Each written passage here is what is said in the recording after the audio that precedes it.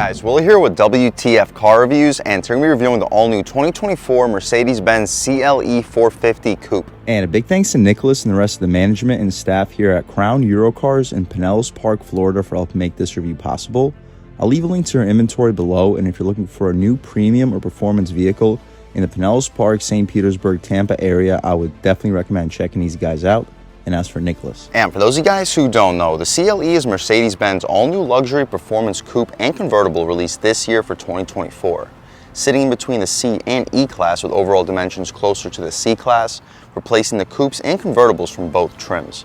The non-AMG CLEs are available in two power plants, the 2-liter turbo cranking out 255 horsepower, 295 pound-feet of torque, which is enough to get the CLE to 60 in around 5.5 seconds, so definitely not a slouch. But for an additional $9,000 you can upgrade to this 3-liter turbocharged 6-cylinder, which cranks out a way beefier 375 horsepower, 369 pound-feet of torque, and it's a mild hybrid system made into a 9-speed automatic transmission. You can expect 0 to 60 as quick as 4 seconds. With a base price of $65,000, what else do we get for that money? Let's jump right in. So up front, as you see, it's a similar overall styling compared to the C and E class.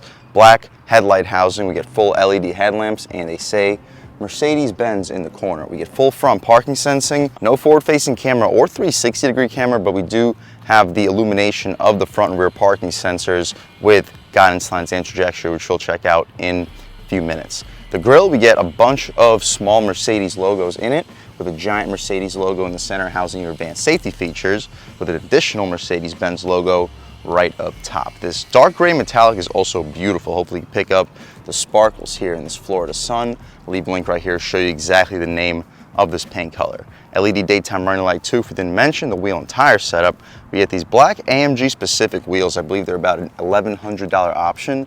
I'll leave a link right here to show you exactly how much they would cost above the standard wheels. The brakes are also massive. You get these 4-piston Mercedes-Benz Brembo style brake calipers with drilled rotors. These are 20-inch rims. The tire dimensions are 245/35 R20 for the Goodyear Eagle F1 summer performance tires with a very aggressive compound. Reminds me a lot of what you would get from like a Camaro SS.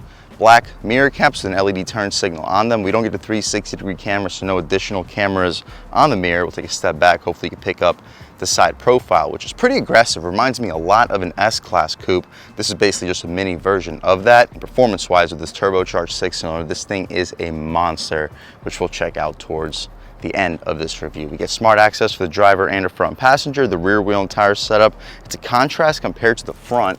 These are still 20-inch rims, Goodyear Eagle F1 asymmetric 5 summer performance tires, but the dimensions out rear are 275/30 R20. So the 275 should definitely help with the power getting put to the ground, especially with this all-wheel drive system. But these 30 series sidewall tires, we'll see if they compromise a little bit of the ride quality. We get a side sensor to help us out with the rear parking sensing, full LED taillights, CLE 450 in the lower left corner. It is chrome. Exhaust cutouts, we'll check those out in 1 second. 4MATIC in the right corner, that symbolizes the 4-wheel drive. Mercedes logo, that's also your trunk opener, which we'll check out towards the end of this exterior portion. The exhaust tips though, as we mentioned, they aren't hollowed out, so the tips don't go through these chrome outlets. They look cool, but they're not functional. The actual exhaust tips are located right down below. But speaking of the exhaust tips, let's fire up this 3-liter turbocharged 6-cylinder, straight 6, and hear how she sounds.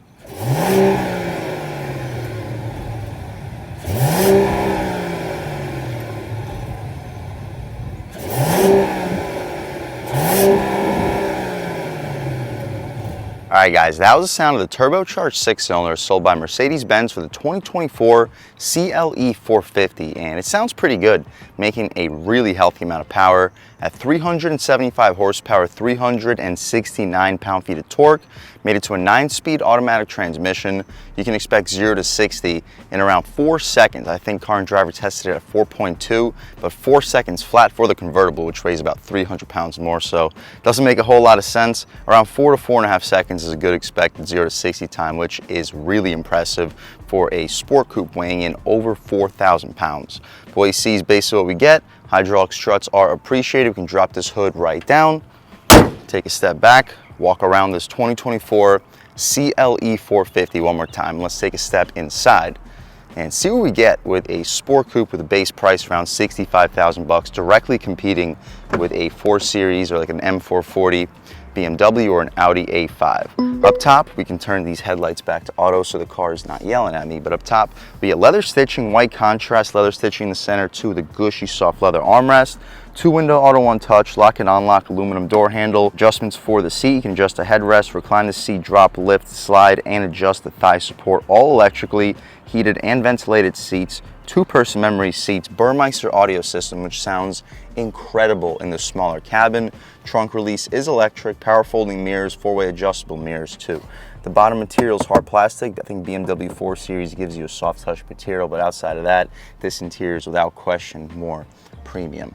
The seats are also available with 4-way lumbar control. If we didn't mention, the headrests, as you mentioned, are adjustable. They're not the most aggressive when it comes to bolstering, but that just allows larger passengers or drivers to be a little bit more comfortable in these seats. And that they are. These are extremely comfortable seats with a latch to access the back, which we'll check out in a few minutes. But taking a step inside, we can really check it out. So foot on the brake, engine start stop, and everything fires right to life. But first thing we notice, although this isn't an AMG, we still get a really aggressive steering wheel. It's thick, very aggressive 10 and 2, 9 and 3 fits perfect in your hand, and it's a flat bottom. It'll be interesting to see if the 300s also get the same wheel, but this 450 wheel is definitely impressive. The horn area is rubberized, the horn itself, loud and aggressive. People should be definitely getting out of your way. We'll see if we get dual pane windows. They're not dual panes, but it's a very thick single pane of glass. We'll check out the wind noise once we take it out for a drive. Not quite sure why it didn't want to go up. There we go. I guess you just gotta press and hold. On the left side of the steering wheel, we have the adjustments for this infotainment. It's a 12.3-inch digital gauge display. Right now we're looking at a map in the center. You can see your trip info from start, from reset, eco display, consumption, attention assist, music, and right back to where we started. You can adjust between classic view, sport view, navigation, so you get a full GPS display up front, assistance, and service. My personal favorite screen to leave it at all the time would probably be either navigation or sport. We'll see what sport looks like real quick. Very aggressive. We get G-force meter, power indicator, and engine data on the right side. You can also check out navigation and see what that screen looks like. Yep, it's just a full GPS display with a digital speedo lane keep assist information up top with speed limit or just traffic sign recognition to the left of it. I think I prefer sport, so we will leave it there, press the home screen, and to the left, and now we're at sport. Cool. Beneath that, we have a radar cruise control adjustments. On the right side, you can adjust the infotainment display from a click of a button, so you don't have to like wiggle around with the actual touchscreen. The touchscreen is 11.9 inches. I know it looks larger than the digital gauge display, but I promise it's 11.9. The gauge display is 12.3. Beneath that, we have our volume controls, hang up and answer your phone calls, voice commands, and favorites. The paddle shifters are aluminum. The turn signal stocks have a very satisfying click. Auto headlamps, auto high beams, and auto rain sensing wipers. The gear selector on the right side controls a 9-speed automatic transmission. The backup camera, unbelievable resolutions, guidance lines, and trajectory. Unfortunately, with a $65,000 base price, we don't get standard 360-degree camera, but we do get standard front and rear parking sensing with a really crisp resolution that does give you guidance lines and trajectory. Check out our different camera views. We can get a full backup camera view. The voice command system keeps yelling at me, but you can turn off the parking sensors for one reason or another, and we can go back to park, and we return right back where we were. One of the only German vehicles that returns us to the home screen after we access the parking camera. The navigation screen, almost every time I start speaking, this voice command system starts yelling at me. That could be a little bit annoying, especially if you have passengers, but the map, the response is excellent, just like an iPhone. One of the crispest displays too. You actually get illuminations of like football fields, baseball fields, Memorial Park Cemetery, interesting. But yeah, one of the best displays in the business. You check out our home screen, phone, navigation, radio, media, apps, comfort, info, settings, devices, and browser. That's also impressive. I'm not sure if it's available permanently, but once your Sirius expires, you may have to start paying for the browser. Apps, we can see what we have: Mercedes Me, dash cam, that's appreciated, camera, and gallery, all appreciated features. We can go back, check out our info pages, and here we have engine power with vehicle information too, drive modes, accelerator to brake percentage, pitch, and roll. Awesome. Climate control beneath. Unfortunately, we don't get hard buttons here. I kind of wish they made this little panel hard buttons for the climate, but they're in the same location no matter what, so it's pretty easy to remember exactly where they are.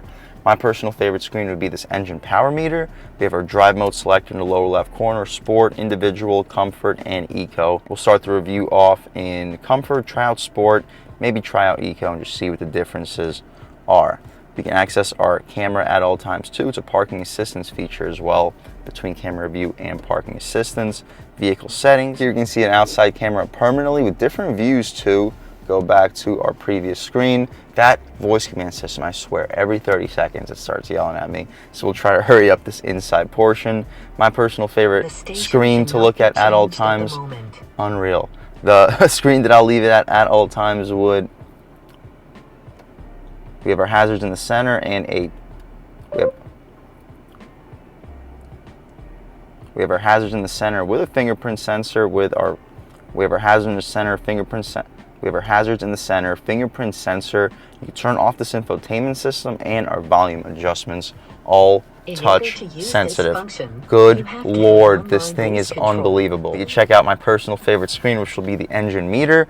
Faux carbon trim all throughout the center, and for the dashboard area, aluminum running through it. Stitched dashboard, we get 3 air vents in the center, 2 additional ones in the corner, frameless auto dimming rearview mirror with 3 garage home link settings on it. You get 2 cup holders, you'll fit 24-ounce bottles, a nice little area for a phone or a key, wireless phone charging pad, USB-C port, a gushy soft leather armrest. You push this button to open it up, it's lined in felt. You'll fit about 6, 7, 12-ounce cans in there, 2 additional USB-C ports which are illuminated. The glove box is just hard plastic, but it's a really well grained material and aluminum latch. It is not lined in felt for the bottom portion. The top portion is lined in felt. It's a 2-tier glove box. I'd expect you to fit 15 license plates. Should be able to fit a pair of shoes in there with no problem. The interior lights in the front seat are LED, and we get this large glass up top. I don't believe it opens. No, it does not open, but it does give you a really good view of the sky. We'll leave the shade open so when we hop out back, you guys can see how much light is brought into the cabin, but that's about it for the front seat of this 2024 Mercedes-Benz CLE 450 4MATIC Coupe with a $65,650 base price, $750 for this graphite gray metallic, $1,620 for the black leather. You get a $375 credit for not getting the standard rear spoiler, $1,150 for these AMG multi-spoke wheels, $200 for the dash cam, $700 for the rear side airbags, $450 for the ventilated front seats, $250 for the heated steering wheel, $1950 for the driver assistance package. I would say that's a really good value package if we got a 360-degree camera. $200 for the night package and $1,150 for the destination and delivery, totaling us out at $73,695. Excellent on fuel, 26 combined MPGs, 23 in the city, 33 in the highway. Considering the performance, that is really, really impressive. Let's hop out in the back seat real quick, see how much space is offered back there, as well as the overall quality of the material. So when you lift the latch, the front seat automatically slides all the way forward to make things a little bit easier. And I'm a little bit over 6 feet tall, sitting behind my seat settings, and we'll see how much space is offered back here behind him. So it doesn't look like the seat automatically goes up. Yeah, it does. You just got to pull that latch one time. Wow. So I still have about 2 inches of knee room, headroom. My head is starting to jab into the ceiling, but for the most part, I can slide my butt forward, allow myself to have a little bit more headroom, and my knees still fit with no problem. We get an additional one of our Burmeister audio systems, and it is really impressive. I believe it's a 17 speaker unit. More leather stitched material, leather stitched armrest, the headliner. It's not Alcantara, but this is a top-notch premium interior. We get soft touch for the backs of the seats, air vents for the back seat passengers, 2 seats back here, pretty well bolstered too. The headrest, solid LED interior light. It's impressive. It's almost as much space back here as a C-Class, a little bit less, but with much sleeker styling and brand new updated tech. If you prefer the 2-door look and the 2-door feel of your luxury performance vehicle, I would definitely recommend checking one of these out over like a C43 AMG. That's about it though, guys, for the inside of this 2024 CLE 450. Let's hop out in this cargo space, see how much space is offered back here. And I believe with around 17 cubic feet of cargo space, that's a really impressive number for a sport coupe. It's a deep drop, large opening. The rear seats fold down, looks like, I want to say 45-10. But you fold those second row seats down, I'd expect you to fit about a 50 to 55 inch TV back here with no problem. We'll see if we get any secret storage back here. There is a latch and very decent amount of secret storage. You'll fit a backpack, possibly 2 down there. Nice, impressive amount of cargo space with a net. Nice area for a grocery bag. You can drop this trunk down. There's 2 buttons. This button drops the trunk. This button drops the trunk and locks the vehicle. We don't need a lock, so we'll press the first button. Very quiet and a very quick overall process. That's about it though, guys, with the inside and outside of this 2024 Mercedes-Benz CLE 450, which outside of the AMG trims, this is the top power plant, making a lot of power. I mean, 0 to 60 in around 4 seconds. Who would complain about that? And speaking of that, let's take this 2024 Mercedes-Benz CLE 450 out for a drive and see what it's got. All right, guys, now we're just about seeing everything we need to see with the inside and outside of the all-new 2024 Mercedes-Benz CLE 450. Let's take it out for a drive and see what it's got. My first impressions though, in comfort mode, the steering is silky smooth, but it feels really sharp and direct. It's a very short steering ratio, so a slight turn in the wheel gives you a lot of feedback through the wheels. Throttle response is very good, even in comfort mode. I feel like the seat's a little bit far forward. After I sat in the back seat, it didn't quite return me to exactly where I was. Ride quality in comfort mode, very soft and plush. It will stiffen up a little bit in sport with the adaptive suspension, yet the throttle response is fantastic even in comfort mode. We're still using the sport displays. Don't think we're in sport mode. We're not in sport mode. Speaking of sport mode, let's just try it out one time. In acceleration, in sport, the engine does sound a little bit different. On the gas, oh my God. Yeah, this is a really fast car. No need to try out sport a whole lot further. 0 to 60 in 4 seconds, it sure definitely feels like it. If you have a lot of people in the car, I feel like the slowest you'll get with this power plant will be around 4.5. That says a lot, directly competing with a 440 BMW and the Audi A5. And just cruising along, it is so ridiculously quiet in here. Ride quality is just fantastic. Sport mode did stiffen up the suspension a little bit, but not enough to really complain.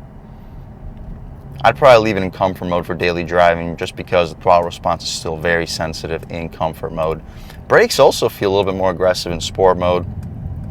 Sport mode does change this vehicle up a lot, but I still think I would leave it in comfort mode for daily driving. Taking a step out here, throw it into sport for 1 second to try out this turn. Yeah, brakes feel more aggressive. Steering is definitely more aggressive. Whoop, body roll is limited. This is a sporty feeling platform, guys. Try out a real world turning radius. Yeah, definitely more feedback to the suspension in sport. Turning radius is very sharp. All right, guys, taking a step out here. One more time in sport, we'll try out the manual shifts. The biker picked a great time. But in sport mode, first gear, on the gas. Yeah, this is a seriously fast car.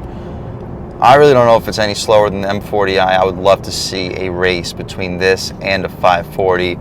We could throw it back into comfort mode just to close things out, take it out of the manual shifts. Yeah, the response in comfort mode is more than good enough.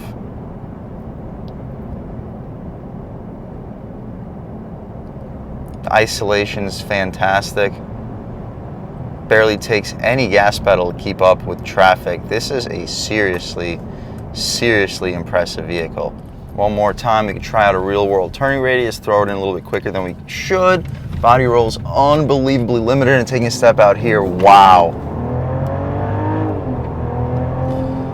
That was about half throttle and it just takes off.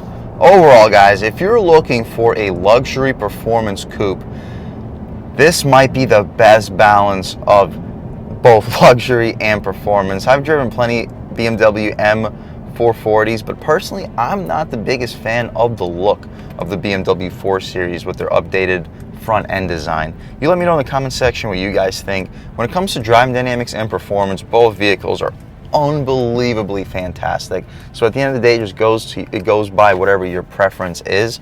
But from a performance perspective, they are so ridiculously similar. I personally prefer the interior in the Mercedes. I personally prefer the exterior in this Mercedes. So compared to the 440, M440 BMW, I would take this Mercedes-Benz CLE. They did an absolutely fantastic job of absolutely mastering the balance between luxury and performance. And if that's what you're looking for in a sport coupe, I would definitely recommend checking out the new CLE. And if you're going to go for the CLE, pay the extra $9,000 and get it with this turbocharged 6-cylinder power plant. And a big thanks to Nicholas and the rest of the management and staff here at Crown Eurocars in Pinellas Park, Florida for helping make this review possible. I'll leave a link to your inventory below, and if you're looking for a new premium performance car or SUV in the St. Petersburg, Tampa area, I would definitely recommend checking these guys out and ask for Nicholas. And a huge thanks to all you guys for watching. I had a great time making this video. If you're new to the channel, please subscribe. If you've already subscribed, thank you so much. You guys know the channel's just not possible without you, and I really appreciate the constant support. But again, if you haven't subscribed yet, please subscribe. Leave a like too. It really helps me out with the YouTube algorithm. That's how these videos get promoted to new people. Leave a comment, let me know what you like, let me know what you don't like. Leave a comment, let me know if there's any specific cars, SUVs, or trucks you want to see reviewed on this channel, and I'll definitely try getting those videos for you ASAP. But other than that, again, thank you guys so much for watching, and I hope all of you have a great day.